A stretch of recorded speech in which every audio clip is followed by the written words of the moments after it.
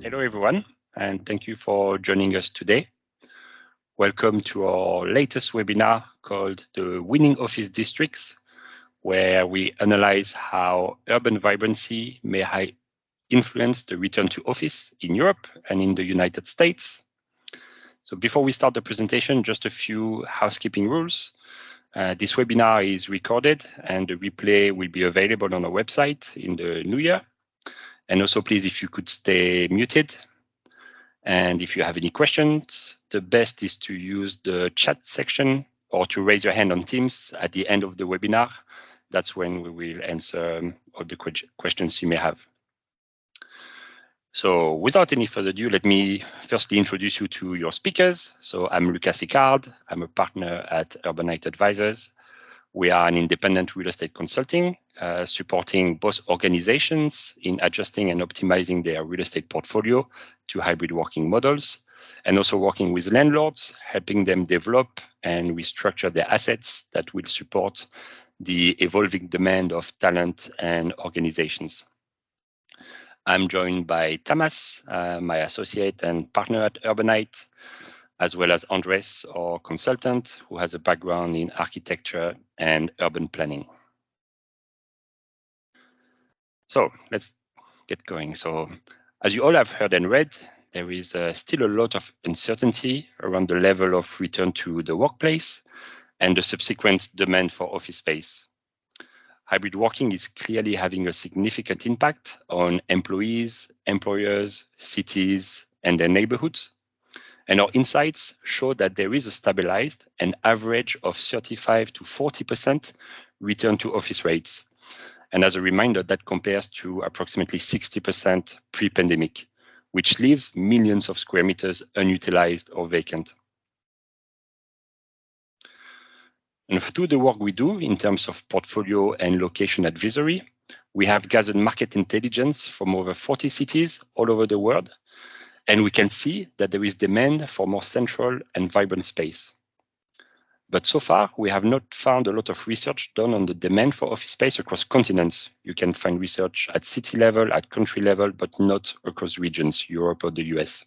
And we therefore wanted to conduct this exercise, but most importantly, wanted to see if there is a correlation between the city's inner urban fabrics and the evolution of the vacancy levels between Q4 2019, so pre-pandemic, and today. The latest reports are from Q1 23.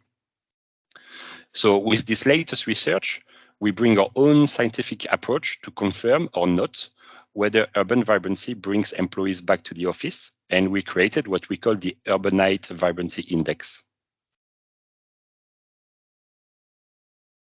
So firstly, regarding the evolution of office vacancies, which we use as a proxy for office demand, we analyzed more than 360 different submarkets across 23 countries and 69 cities in Europe and in the United States. At city level, what we see is that almost no cities show a recovery of their pre-pandemic levels. Only Brussels, Zurich, and Copenhagen do. Then you have southern cities such as Bucharest, Sofia, Rome, and Barcelona that are showing difficulties in maintaining their demand for office space, and vacancies are increasing by more than 5 points. Dublin is also experiencing the sharpest increase with a 9 points increase. In the US, due to more widespread and extensive remote working allowances, the demand for office space has fallen sooner, faster, and sharper. And the average vacancy has increased by almost 60%, reaching a new high close to 60 to 20% by Q1 2023. On the other side, in Europe, European companies have taken more time to agree on what is the new normal and have been initially slower to optimize their office footprint, but the process is now accelerating.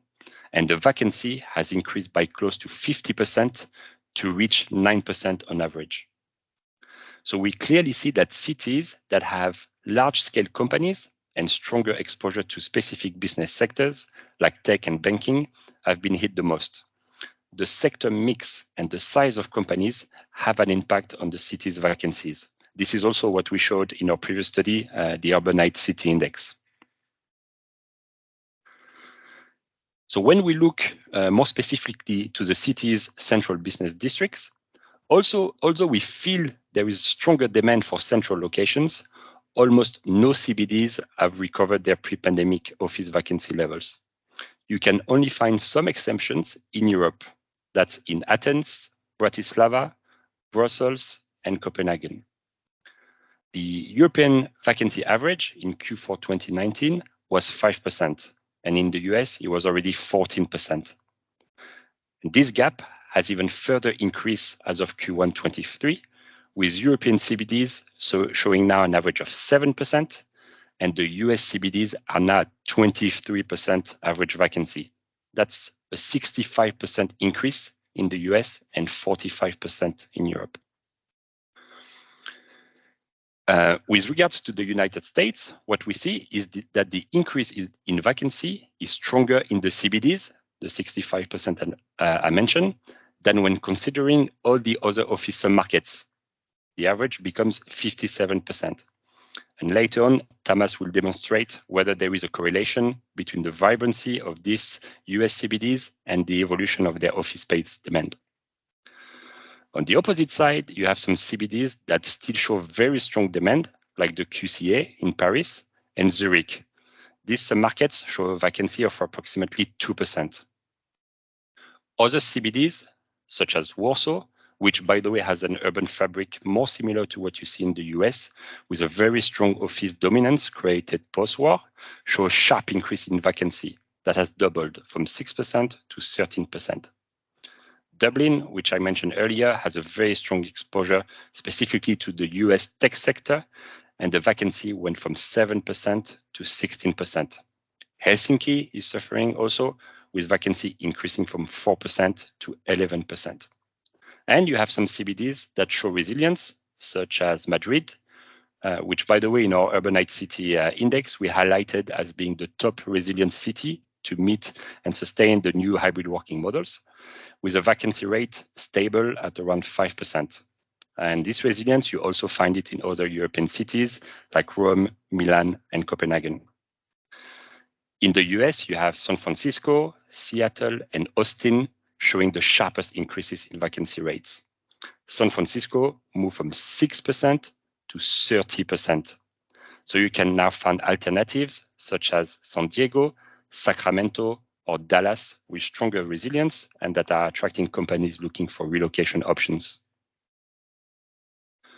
So now, as I mentioned in the introduction, our aim was to identify whether there is a correlation between the evolution of these vacancy rates and the urban vibrancy of the office district we analyze. So Andres will now present the methodology we used to develop the Urbanite Vibrancy Index. Many thanks, Luca. Well, I would like to focus on one of these central topics, as Lucas mentioned, which is the vibrancy.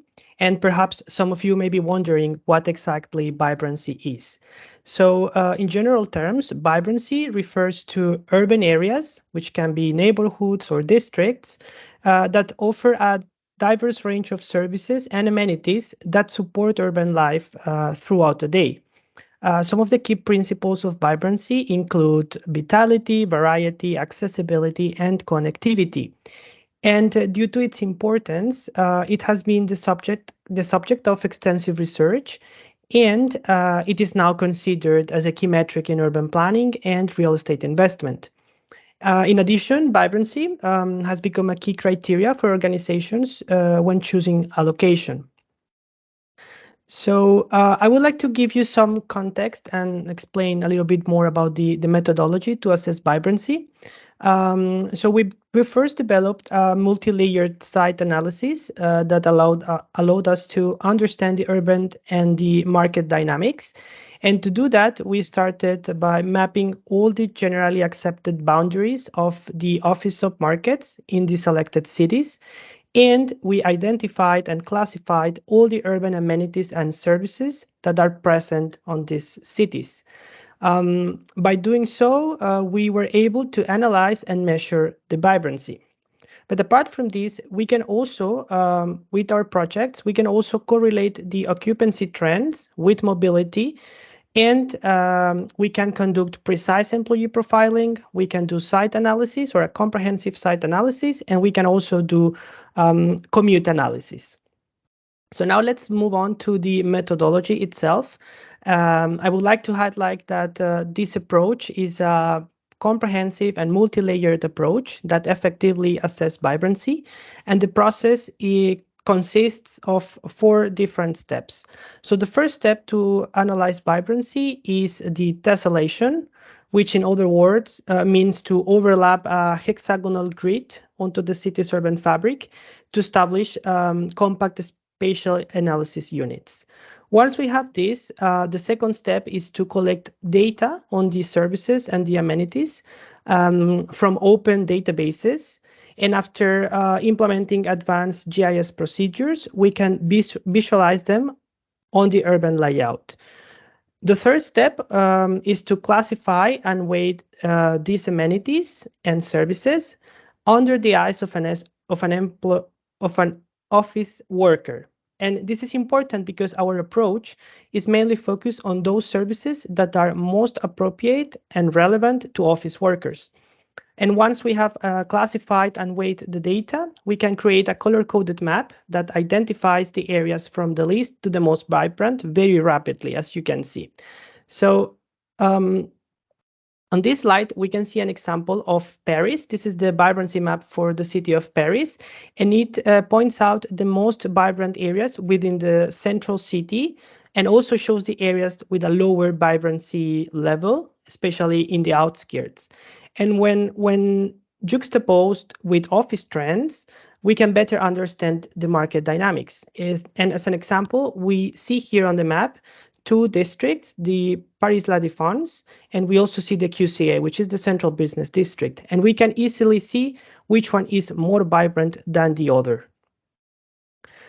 It's important to mention that this methodology can be done in any city in the world, making it an effective tool to reflect the multidimensional characteristics of office submarkets in cities. And here you can see some examples of vibrancy maps that we did for the analyzed office markets in Europe and in the US. And these 2 are some examples of projects that we have delivered in the past years where we could apply and put into practice the vibrancy analysis. The first one is a total footprint redesign of a global tech firm in which we identified and analyzed the optimal locations considering multiple factors like vibrancy. And the second one is a repositioning strategy for office-dominated district in Brussels, where we incorporated short and long-term tactical urban actions that transform or that aim to transform the area into a mixed-use quarter. So how do we correlate vibrancy and vacancy? Oh, thanks a lot, Andres. As Andres mentioned, vibrancy is something we can all feel and see, and we have an idea of that. But of course, as real estate professionals, we need to measure, and this is the first score that we provide you around central business district vibrancy. You can see again something you all feel if you go to the US. US CBDs, very office dominated, have a very low vibrancy score. It's really not vibrant and not full of amenities. And you see European cities or US cities with more European fabric scoring higher. So you see that even the lowest ranging European cities have a 4 times lower vibrancy level than the star cities in our survey, or the star CBDs, which are Barcelona, Budapest, New York, and San Francisco, that score close to 100, whilst lower scoring cities are close to 25. So again, these things you can feel, but now we can start to measure. And of course, we can measure at neighborhood level or entire city level.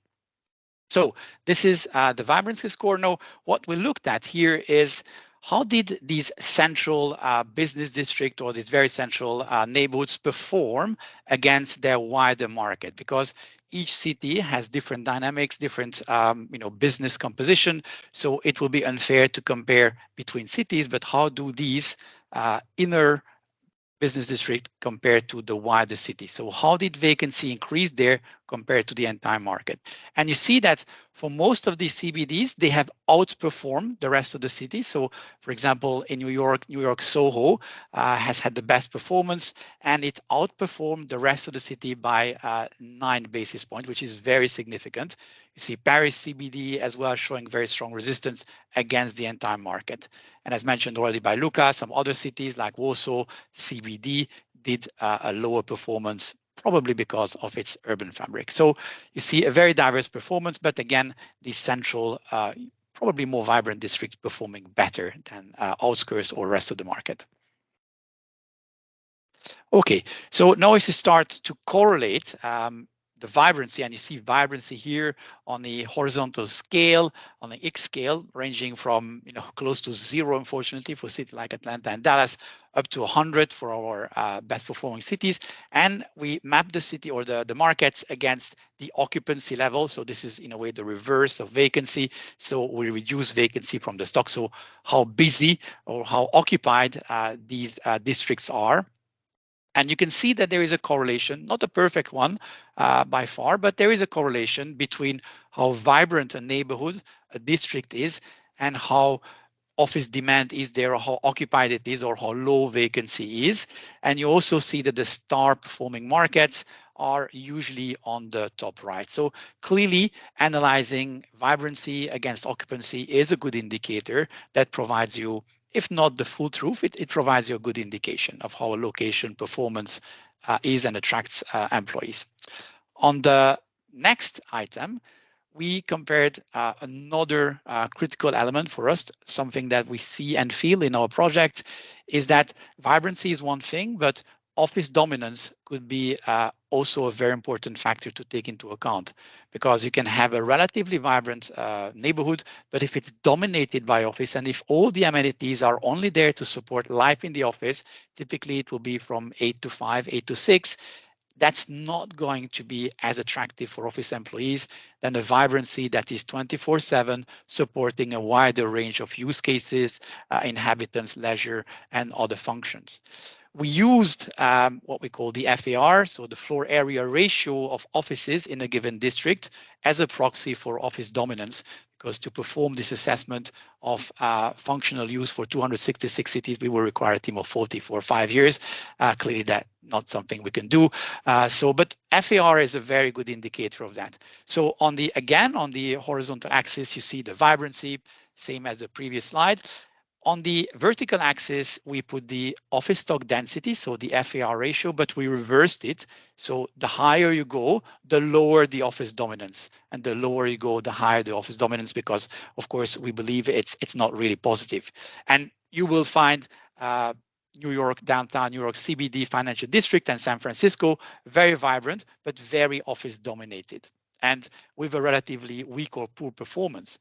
And again, you will see the best performing cities, again, not a perfect correlation, but most of the best performing cities are on this top right quadrant that combine both high vibrancy and low office dominance, so a better use of functions. Again, things that we all feel and see, but we need to measure when we do spatial and real estate assessment. And again, you see on the left side a few exceptions. Brussels or London. By the way, London CBD has a low vibrancy because it's a huge area. The West End is measured as a very large area, goes also to the bank of the river. And Brussels, because of its probably European institution heavy office market, perform better than its vibrancy should indicate. So this is an important dimension. And if we go even further, because these were CBDs, but if we look at the performance of single-use office districts, typically, for Europeans, it will be La Défense or Canary Wharf, or say in Budapest, the Váci corridor, we see that these suffered even more than the average market. So CBDs perform better, and single-use office district, of course, performed weaker. You see Paris La Défense quadrupled its vacancy rate. Canary Wharf, that has probably taken measures even before the pandemic to try to create a more mixed-use environment, but still lagging a bit, increased twofold. And Budapest Váci corridor, this long office stretch, quite not very appealing on the north of the city, increased threefold, so very significant. So from this, going maybe to the US for a last example, we do 50% of our projects in the US. By the way, that's why we show you also cities in the US, because we have direct project evidence. We mostly work in Europe and the US, a little bit in Asia. So you see here the combination of the urban fabric around the FAR, so the dominance of office, and you find these stunning figures. Financial district FAR 3.75. So for every single square feet of ground, there is nearly 4 square feet of office packed on top of that square meter. That's really significant. And of course, you see all these skyscrapers. That explains that. If you look at Soho, which is a much more diverse and mixed use district, you see the FAR falls at 1.16, so a much more European type environment. You see the vibrancies, between 90 and 81 points, and you see the consequence. Soho performed really well, nearly kept its occupancy, only a 2 basis point increase, while the financial district increased by 9 points. So you see these two indicators will provide us good insights into how a location will perform to attract talent and retain office occupation. So with this, do we have a recipe for you guys for the new year? Always something nice to cook. So, well, we have some kind of a recipe. And this recipe works for you if you want to locate your team, your company, want to select a location, but also probably as an investor. And it's composed of, 3 ingredients that you need to dose a little bit smartly. The first one is as Andres explained, the vibrancy score. And we believe that, you should be really looking at locations that have a vibrancy score that at least reaches 60 points. Life starts from there, I would say. As he explained very nicely, it's a mix of combination of connectivity and urban amenities. And in terms of mixed use, functional use, you should look at FARs that are below 1 or office use that is not exceeding 50%. If you get these ingredients dosed rightly, you should be safe in terms of getting your employees back to the office. So that's something maybe to keep with you. Now, looking ahead, what we see. First of all, and it's a hypothesis you might not share, but we have very, very strong research and insights showing that return to the office rates are not going to increase on the short to midterm. It's stabilized for 18 months around this 40% Luca mentioned. We are just finalizing our annual research with more than 2.5 million employees, and again, it shows us stability. So if return to the office rates are not increasing, then mathematically the vacancy rate will increase. The adjustments in Europe are still in process. Leases are still 2 to 3 years to run, and companies start to take action only recently. So vacancy rate will increase.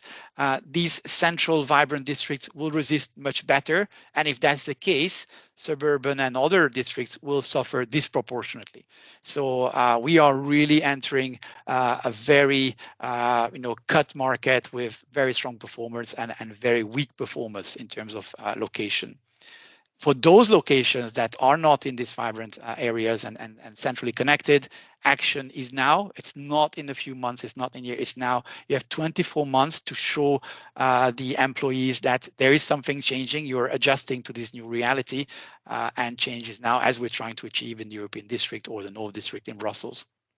So I hope with this, we highlighted how important urban research, urban intelligence is required to put real estate decision making into context and get out of this very siloed analysis of real estate, looking at yields, rents, vacancy, or in isolation, which for me doesn't, or for us doesn't provide the right picture in this post-pandemic world. So that's really our conclusion. Last word from us is our annual Future of Work survey already responded today by 100 companies, more than 2.5 million employees. So it's really, really massive. You still have 10 days to respond. So do so. And if you do so, we will share all the insights sector by sector, region by region on the future of office. So thanks a lot to all those attending.